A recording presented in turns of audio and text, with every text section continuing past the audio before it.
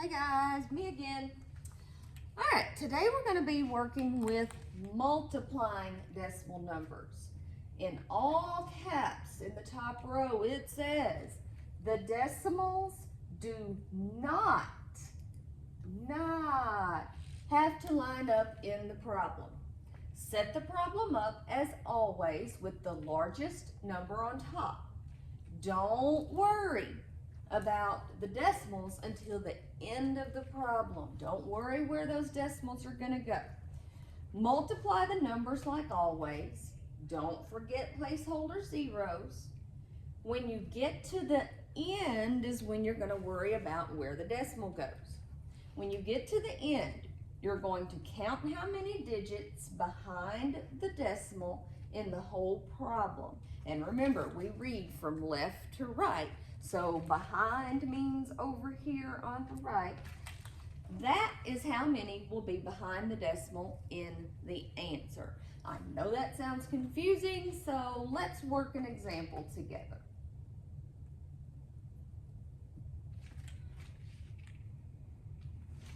Okay, if they gave me 314 and 24 hundredths times 0 and 165 thousandths. The first thing that I'm going to want to do is stack them vertically. I'm not going to line them up by the decimal, and I'm not going to worry about where the decimal goes until the very end. I'm going to set it up just like I would if it didn't have decimals in it, and I'm going to put the longest number on top. So I would have 314 and 24 hundredths times 0 and 165. Now what happened? I lined the decimals up. I don't need to line the decimals up.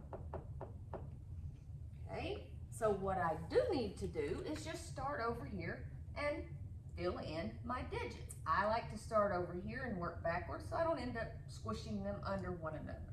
So I have 5, 6, 1, 0. My decimal was here, and it's still going to be here because we don't worry about where the decimals go when we're multiplying. We just write the numbers exactly like they are, leaving the decimal points exactly where they are, and we simply line up digits just like we would do if they didn't have decimals in them. Now, we're going to start with the ones place. The 5 is in the ones place. And we're going to multiply that times each number up top, each number. So we're starting with the first number, and it's under the first digit. We're going to be in the first row of numbers under the first digit. So 1, 1, 1, 1, 1, first. All right, so 5 times 4 is 20. Carry the 2. 5 times 2 is 10, plus the 2 we carried is 12. So I'll carry my 1. 5 times 4 is 20, plus the 1 I carried is 21. Carry the 2. 5 times 1 is 5, plus the 2 I carried is 7. And finally, 5 times 3 is 15. So I multiplied the number in the ones place times each number on top.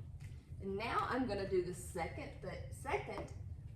number, which is the hundredths place, and I'm going to multiply it times each number on top. Now this is a big thing. Put in a placeholder 0. We're now working with the hundredths place, which is the second number over. So our information is going to go in the second row, and we need our actual math calculation to start under the second number. So don't forget your placeholder 0. All right, we'll multiply this times each number up top. So 6 times 4 is 24. Carry the 2. We can mark these out because we've already used them. 6 times 2 is 12, plus the 2 we carry is 14. Carry the 1. 6 times 4 is 24, plus the 1 we carry is 25. Carry the 2. 6 times 1 is 6, plus the 2 we carry is 8. We don't have anything to carry over on that one. And 6 times 3 is 18. Notice how I'm keeping my place values perfectly lined up. Now, I can mark out all of these that we carried over to make sure that we don't carry them over again. Now I'm going to work with what's in my tens place. Well, if we're not worried about value, so my third number over, I'm going to be in the third row, third number over, third row, and I need my math calculations to start under the third number. So I'm going to place 2 placeholder zeros. So now I'm working with the third number over. In the third row, I need my actual math calculation to start under the third number.